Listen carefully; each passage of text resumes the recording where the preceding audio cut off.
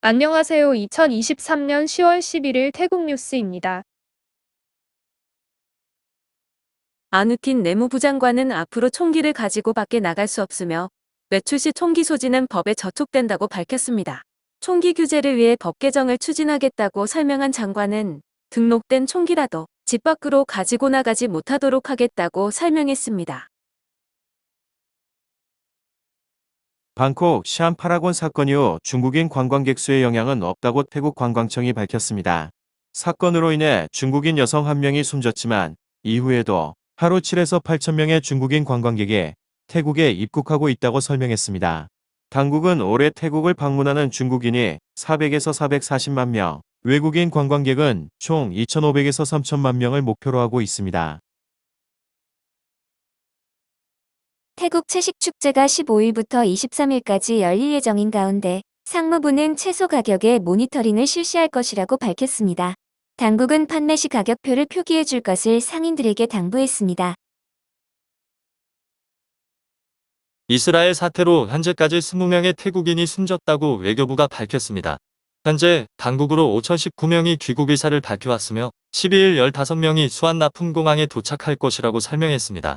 현재까지 부상자는 13명인데 납치된 태국인 수를 파악하는 데 주력하고 있다고 덧붙였습니다. 가자 지역 인근의 이스라엘 남부 지역에는 농업 부문에서 일하는 태국인 근로자들이 많이 상주해 있어 피해가 컸습니다. 세타 총리는 이스라엘에서 귀국을 원하는 태국인을 신속히 대피시킬 것을 관계기관에 지시했습니다. 당국은 민항기와 군용기를 동원해 세 차례에 걸쳐 철수시킨다는 계획입니다. 보건부도 철수하는 태국인에 대한 지원을 하겠다고 밝혔습니다. 12일 도착하는 태국인 중 4명의 경상자를 포함해 철수한 태국인 전원에 대해 정신상담과 치료도 실시할 것이라고 덧붙였습니다. 국립공원 당국은 숲속에서 잠자고 있는 5마리의 코끼리 사진을 공개했습니다. 코끼리는 하루 1시간에서 3시간 정도 잠을 자는데 밤과 낮을 가리지 않는다고 설명하고 있습니다. 또 최대 30시간 동안 잠을 자지 않는 경우도 있다고 덧붙였습니다. 현 정부는 16세 이상의 전 국민에게 1만 바씩의 디지털 화폐를 지급해 경제를 활성화시킨다는 계획입니다. 일부에서 반대하고 있는 데 대해 해통탄 씨는 인플레이션 영향은 미미할 것으로 이보다 태국의 경제를 크게 자극해 되살아날 것이라면서 성공하면 전 세계의 모범 사례가 될 것이라고 강조했습니다. 13일 라마구세 국왕의 서거일을 맞아 방콕시는 4개의 버스 노선을 무료로 운행한다고 밝혔습니다. 오전 6시부터 자정까지 두지 지역에 위치한 찰럼뿌라키아 공원행 노선의 버스가 무료로 운행됩니다.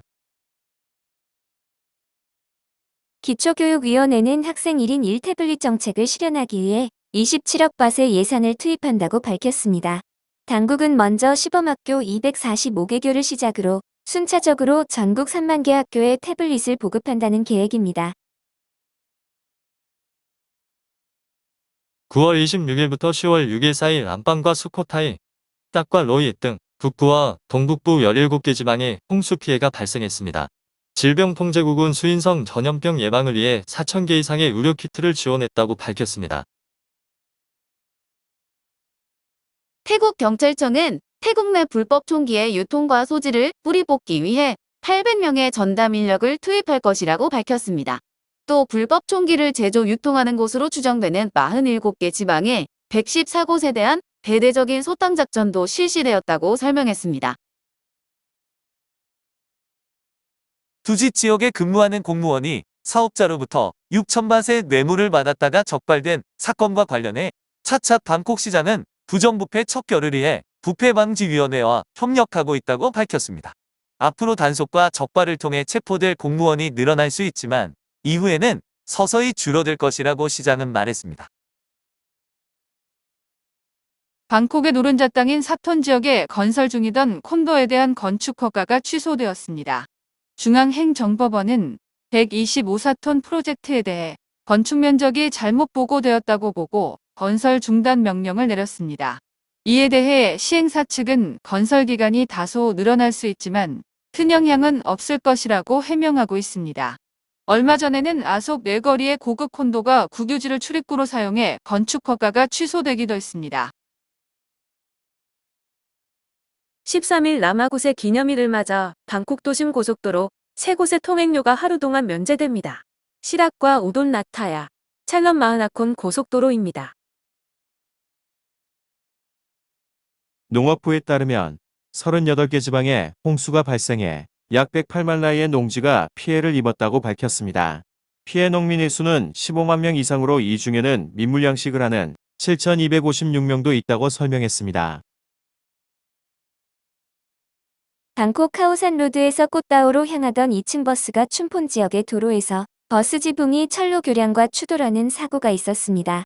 이 사고로 승객 1명이 가벼운 부상을 입었는데 운전자가 해당 지리를 잘 알지 못한 것이 원인이었다고 당국이 설명했습니다.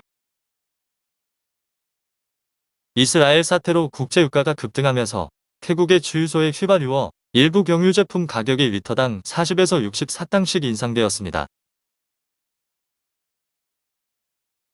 고속도로국은 방콕 방쿤티안과 사머사콘 방페오 지역을 연결하는 특별 고속도로 1단계 구간을 2024년부터 일정 기간 무료로 개방할 것이라고 밝혔습니다.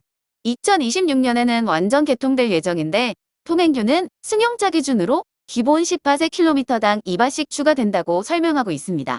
한국의 고속도로 요금은 승용차 기준 킬로미터당 약 44원이지만 태국은 별도의 기본 요금의 킬로미터당 70원이 더해져서 한국보다 비싼 편입니다. 이처럼 한국보다 비싼 것 중 하나가 방콕 수도권의 전철 요금입니다. 태국 정부가 전철 노선의 최대 요금을 20바트로 제한하는 정책을 추진하고 있지만 민간이 운영하는 지상철 BTS가 걸림돌이 되고 있습니다. 차차 방콕 시장은 사업자와 계약한 33바트 요금의 차액을 지원해줘야 하는데 타당한 예산을 마련해야 될 것이라고 밝혔습니다. 2029년 계약이 만료되면 방콕시가 원하는 대로 요금을 책정할 수 있다고 시장은 설명했습니다. 킴파트라 산업부 장관은 앞으로 6개월 내로 저질 수입품을 시장에서 제거할 것이라고 밝혔습니다. 일반 생활용품은 물론 건축에 사용되는 저질 철근까지 태국에서 유통되고 있어 안전에도 빨간등이 켜진 상황입니다. 자금 세탁 방지국은 자동화기기로 송금이나 예금 시 신분 확인을 하는 제도를 11월 11일부터 실시한다고 밝혔습니다. 자동화기기로 송금 시 1회당 최대 3만 바트로 송금자의 주민번호와 휴대전화번호, OTP를 입력해야 합니다. 예금 시 1회당 10만 바트 한도로 직불카드나 신용카드에 핀번호를 입력해야 한다고 당국은 설명하고 있습니다. 태국 보건부에 따르면 올해 인플루엔자 환자가 24만 8,322명이었다고 합니다. 9월 한 달간 10만 9,556명의 환자가 발생했는데 사망자 수는 8명이었습니다. 감염자가 많이 발생한 지방은 라용과 푸켓, 방콕과 치앙마이 순이었습니다. 우기 막바지 방콕에도 매일같이 많은 비가 내리고 있는데 파타야도 예외가 아닙니다.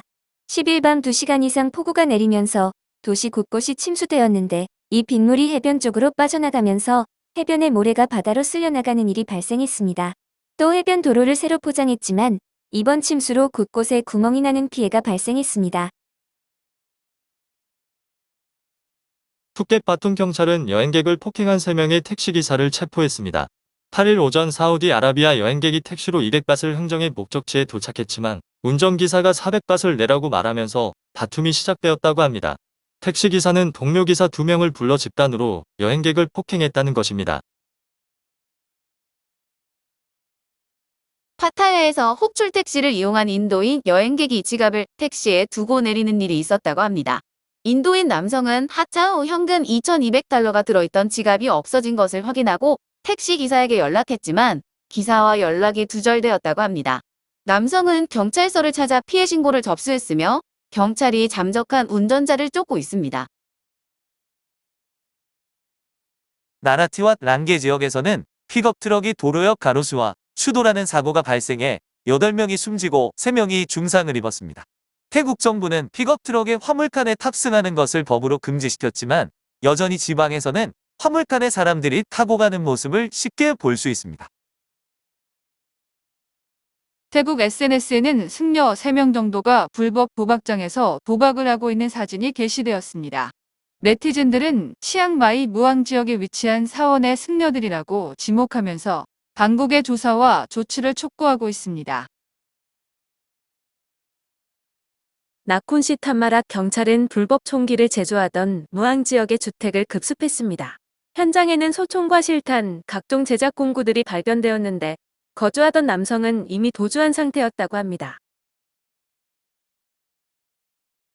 치앙마이의 유명 쇼핑몰에서 여학생의 신발이 에스컬레이터에 끼이는 사고가 있었습니다.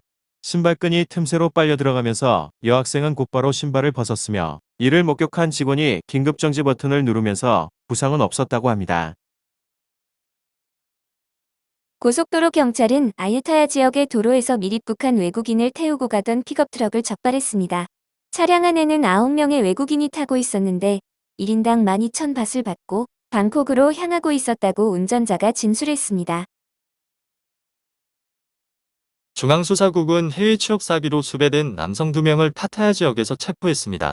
검거된 남성들은 SNS에 일본에서 일하면 하루 8,500엔의 돈을 벌 수 있다면서 피해자 80명 이상으로부터 수백만 밧을 수수료로 받아 가로챈 혐의를 받고 있습니다. 태국에서도 물품 배달 배송을 맡기는 일이 늘어나고 있는데 아이폰 8대를 배달하던 기사가 잠적하는 사건이 있었습니다. 방콕 도심의 빠투만내에서 라프라오의 휴대전화 판매점으로 물품 배송을 맡겼지만 배송 기사는 배송을 마쳤다는 메시지를 보낸 후 잠적했다는 것입니다. 피해액은 20만 밧 이상으로 피해자가 경찰서를 찾아 피해를 접수했습니다. 랑시 지역의 쇼핑몰에 갔다가 4살 남아가 에스컬레이터에 손가락이 끼이는 사고가 있었습니다. 소녀는 손가락이 절단되는 중상을 입었는데 모친이 정확한 사고 경위를 조사해달라고 SNS에 호소글을 올렸습니다. 오늘도 시청해 주셔서 감사합니다.